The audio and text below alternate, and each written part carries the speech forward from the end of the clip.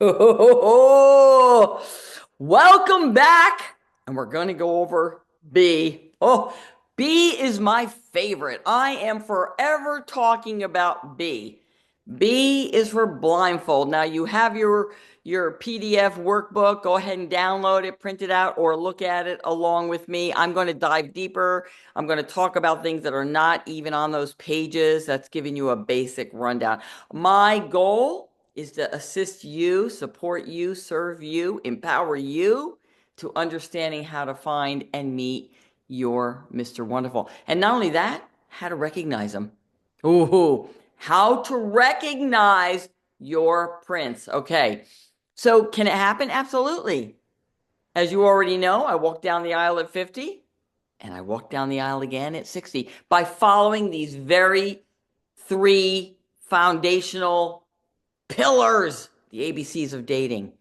B is for blindfold. Why do I say that? I want you to lean into how you feel. If you're following the system, you're going out with only those. You're allowing them to take you out, only those who are pursuing you. But now, how do they make you feel? And give me a second. I want to look at my notes here. Because blindfolding, I used to say, make believe you're blind, but I think blindfolding will help you to tap into the senses that you're not typically using. Most of us use our eyesight, but if we use our eyesight, we are now disregarding what we're feeling, and it all happens here. What we feel is what's important. Okay. And as the workbook says, like if you are focusing on what you see, you're being distracted. You're being distracted. So I'm going to encourage you to embrace curiosity, tap into your intuition, genuinely get to know somebody. And I will tell you, not just the once when I met and married my late husband, but the second time with my now husband, Jeff, that I went with my feelings. Both times I tapped into my intuition. I got rid of the eyesight. Because you never know what beautiful package or old brown paper bag that your special someone's going to be wrapped in. You don't know. Okay. The feeling, because bottom line is, do you want somebody who looks great? I mean, don't we all? And of course, beauty is subjective. Or are you looking for somebody who's going to treat you like a queen? I'm assuming since you're here, you want to be treated like a queen because you're out there. You've been on YouTube, you've looked at other videos, you've watched love stories. Are you looking for something that genuinely is going to lift you up and be in that wonderful, healthy relationship that you thought was only for other people? This concept is beyond brilliant. It really is. If you understood that taking a moment to allow yourself to see how you're feeling in any given situation, check in with yourself. Now, it took me 2 months, 2 months of knowing my late husband, going on a few dates with him, and then falling in love with him. I could not deny it. My now husband, I, at that time, was not looking for love or marriage. I was healing. I wanted to stay in my protective bubble.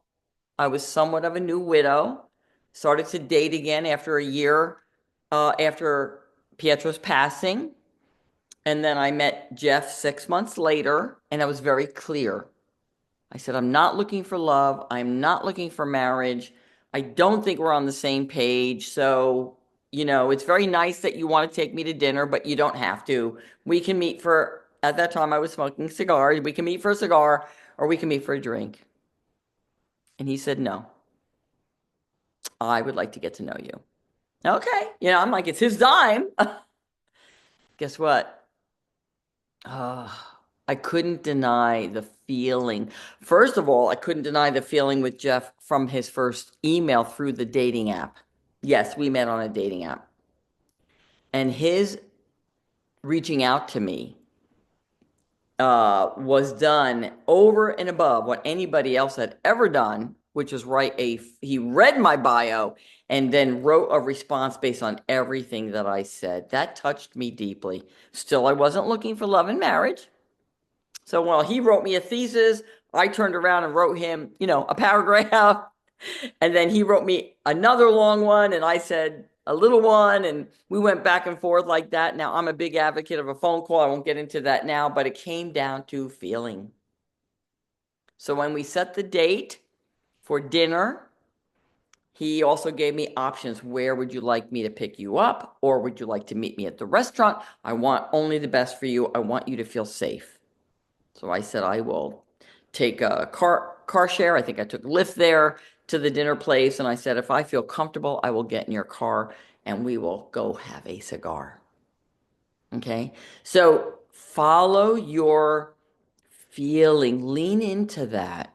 And if anything makes your hair stand up, or you don't get a good feeling, or you just aren't feeling it. And I usually gave men 2 dates. If they were still pursuing, I might give 2 dates. After that, typically, depending what you're looking for, because remember, when I was dating Jeff, when I first started to date Jeff, I was not looking for love and marriage. I was considering myself a non-monogamous, meaning I was going to not be a monogamous relationship. I was going to date multiples, which is a very important aspect as well. We'll get into down the road, not in this course, but I was very clear to him that I was a non-monogamous and I was dating multiple men, and it was up to him if he still wanted to take me out. And he did. Now, I will tell you, I don't think it was 10 days and I was head over heels in love with him, which also brought up other emotions because remember, I was a new widow and I couldn't figure out how can I fall in love when I'm already in love. Okay. But this is where I'm coming from. How are you feeling about this? Check in with yourself. Are you going out with them because you feel pressured in some way, or the clock is ticking, or there's no other else good out there, or there's no other good men out there, or you haven't met anybody, or you're not worthy of more? What is going on? But check in with yourself, because I always say, if it doesn't feel right, it's not right. So this is the premise of dating with your blindfold on, because now you have to rely on different senses. You're going to rely on different senses, not these ones. You're going to rely on this one. Okay? Very, very important.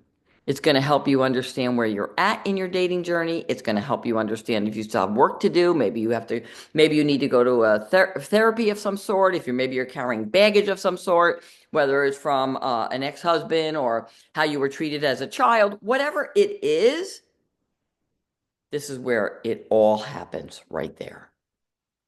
Remember, beauty is subjective. Okay? But that blindfold, metaphorically speaking, is invaluable. Divas, I hope that makes sense to you. If you have questions and you're a member, you're part of the membership, please ask more questions inside the membership. We'll address them during our Q&A, our dating dilemmas. Otherwise, I'm going to see you, and I'm excited to see you in the next video. I love you. I cannot wait to hear your stories.